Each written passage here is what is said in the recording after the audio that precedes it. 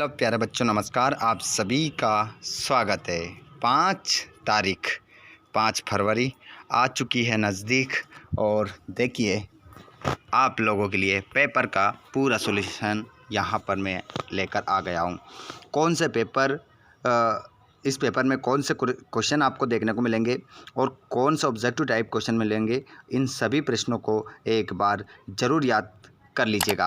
आइए बच्चों, सभी का स्वागत है। जितने भी दोस्त हमारे कक्षा 10वीं की परीक्षा देने वाले हैं, आप सभी का बहुत बहुत स्वागत है। बच्चों, यहाँ पर हम बिल्कुल समय ज़्यादा ना लेंगे क्योंकि समय नज़दीक आ चुका है। एक से एक वीडियो आपको डेली मिल रहे हैं। चलिए बच्चों, लाइव क्लास में आपका स्वागत है। सॉरी, देखिए यहाँ पर जो मैं आपको बताने वाला हूँ वो प्रश्न ऐसे हैं जो हर बार परीक्षा में पूछे गए हैं और आपको 5 तारीख को देखने को मिल सकते हैं। चलिए बच्चों, स्टार्ट करते हैं पहले प्रश्न से। सही विकल्प चुनकर लिखिए। गोपियों ने व्यंग भरे उत्तर दिए। तो जो गोपियाँ थी उन्होंने व्यंग भरे उत्तर किसको दिए थे? तो यहाँ पर आपका आंसर हो जाएगा उद्धव को दिए थे। अगला, सूरदास कवि थे। तो देखिए सूरदास जो कवि थे बाल रस के, वीर रस के, श्रृंगार रस के और रौद्र रस के। तो यहाँ पर जो आपका आंसर हो जाएगा, सूरदास जी जो कवि माने जाते हैं बच्चों, बताइए कौन सा आपका यहाँ पर आंसर होगा? देखिए रौद्र रस नहीं होगा, वीर रस नहीं होगा, बताइए। अब आपके यहाँ पर 2 ऑप्शन आपको मिलते हैं। तो यहाँ पर आंसर हो जाएगा श्रृंगार रस के, और श्रृंगार रस को हम इसको कैंसिल करें तो बाल रस आपका करेक्ट आंसर यहाँ पर होगा। तो बच्चों यहाँ पर हम क्या करेंगे, देखिए रस की अगर बात करें, कवि थे, वीर रस होता है, रौद्र रस होता है, श्रृंगार रस होता है, कोई बाल रस होता नहीं है। ठीक है, अब बाल रस तब होगा जब वात्सल्य रस ऑप्शन में होगा। ठीक है, तो यहाँ पर हम सबसे जो सही आंसर मानेंगे तो सूरदास को श्रृंगार रस का कवि भी माना जाता है। तो श्रृंगार रस हम क्या लगा देंगे? सही लगा देंगे। ठीक है, इसकी जगह वात्सल्य होता है तो वात्सल्य लगाते अपन, है ना। तो बाल रस कोई रस नहीं होता है। तो आगे हम बढ़ते हैं। ठीक है, श्रृंगार रस के साथ हम सही जाएंगे। नेताजी की मूर्ति पर चश्मा लगाया था। तो नेताजी की मूर्ति पर चश्मा किसके द्वारा लगाया गया था? ठीक है, तो यहाँ पर आंसर हो जाएगा कैप्टन चश्मे वाले के द्वारा। अगला प्रश्न है, पीताम्बर में कौन सा समास है? तो पीताम्बर में जो आपका समास हो जाएगा वो बहुव्रीहि समास आपका उत्तर हो जाएगा। अगला प्रश्न आप देखेंगे, भोलानाथ अपनी माँ को बुलाता था। तो भोलानाथ अपनी माँ को बुलाता था। ठीक है, तो यहाँ पर आपका जो उत्तर हो जाएगा वो हो जाएगा, भोलानाथ अपनी माँ को बुलाता था अम्मा। ठीक है, अम्मा कहकर। माता का अंचल पाठ के लेखक हैं। तो माता का अंचल जो पाठ लिखा है वो लिखा है शिवपूजन सहाय ने। चलिए अब हम यहाँ पर देखेंगे, सही जोड़ी मिलाना है। सूरसागर को मिलाएंगे हम सूरदास से, रामचरितमानस को हम मिलाएंगे तुलसीदास से, और नेताजी का चश्मा स्वयं प्रकाश, बाल गोविंद भगत, राम वृक्ष बेनीपुरी नवाब साहब की ओर देख रहे थे कनकियों से, फसल नागार्जुन। सत्याफत्य का चयन करना है। सूरदास बाल रस के कवि हैं, तो यहाँ पर आपका अफत्य हो जाएगा।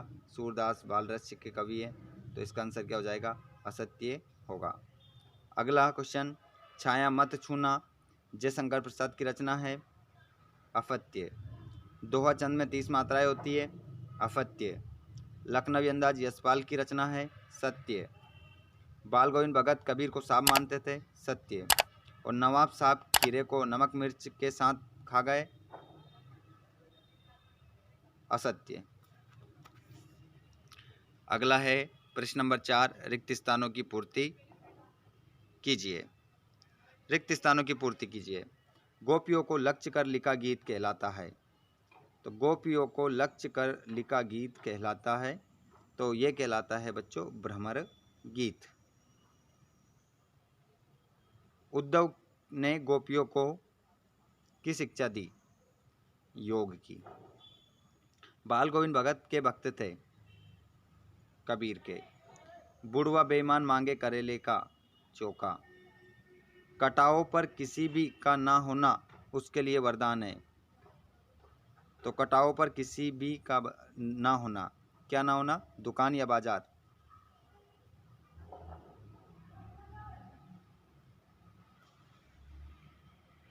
दुकान आप सही आंसर यहाँ पर लगा देंगे। ठीक है, दुकान आपका सही उत्तर होगा। आंख दिखाने का अर्थ है, आंख दिखाने का जो अर्थ होगा वो होगा डराना। आग बबूला का अर्थ है क्रोध होना। आगे बढ़ते हैं, प्रश्न नंबर 5। बादल के हृदय में कौन छिपा है? बिजली। पहले का उत्तर क्या होगा? बिजली। गोपियों के अनुसार राजा का धर्म क्या होना चाहिए? तो गोपियों के अनुसार राजा का धर्म होना चाहिए प्रजा की रक्षा करें, प्रजा की रक्षा करें। कवि आत्मकथा लिखने से क्यों बचना चाहता है? क्योंकि उसके जीवन में कोई ऐसी उपलब्धि नहीं है जिसकी सराहना की जाए, है ना। जीवन में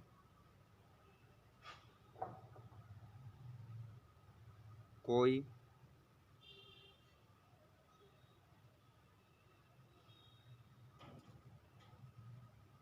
उपलब्धि, जीवन में कोई उपलब्धि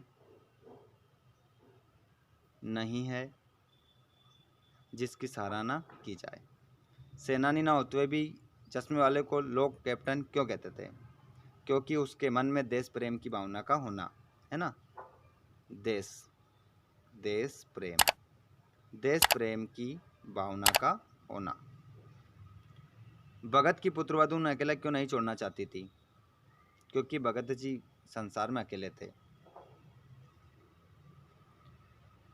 अगला प्रश्न है, लेखक को नवाब साहब के किन हावभावों से महसूस हुआ कि वे उनसे बातचीत करने के लिए तनिक भी उत्सुक नहीं है? उनके एकांत में मतलब उनके आंखों में क्या छा गया था? असंतोष छा गया था। इसे देखकर असंतोष, बिंदी कहाँ लगाएंगे? असंतोष। अगला प्रश्न, सेनाई की दुनिया में डुमराव को क्यों याद किया जाता है? क्योंकि ये प्रसिद्ध बिस्मिल्लाह खां की जन्मभूमि है। बाकी प्रश्न भी आप देख सकते हैं यहाँ पर, सभी 2-2 नंबर के और 3-3 नंबर के प्रश्न भी देखेंगे। आपको इन प्रश्नों को पढ़ने की आवश्यकता है। ये सभी प्रश्न मैंने करवा रखे हैं, आप लोगों को वीडियो डाल रखे हैं। इन प्रश्नों को अच्छे से पढ़िएगा और सभी प्रश्नों के उत्तर आपको लिख कर आना है। एक भी प्रश्न आपको नहीं छोड़ना है।